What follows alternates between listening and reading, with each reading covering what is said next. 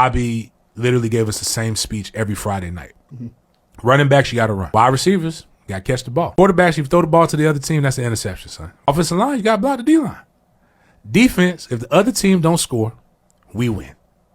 I'm talking about, like, I'm sitting here, my first year, I'm like, this man's supposed to be a legend. And this is what. But then as I got older, if you don't understand the basics, the simple stuff, you're never going to understand the nuances and complications. And then also with Bobby was never trying to be somebody that he wasn't.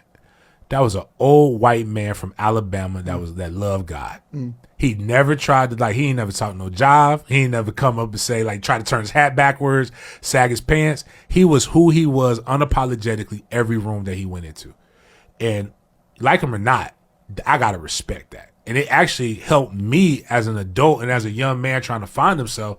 I learned that if you're successful and you do your job right, you don't need to tailor your image to appease everybody else. Yeah. You got to be you. They'll adjust. Bobby was who he was in the projects.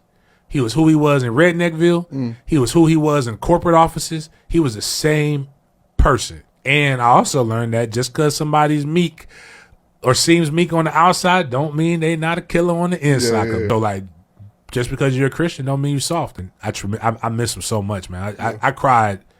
I've cried boohoo cried 3 times in my life.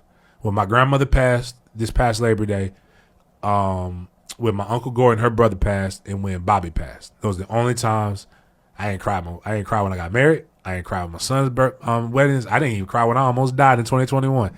But when Bobby passed a couple weeks after that, and just because without him, this story isn't the same.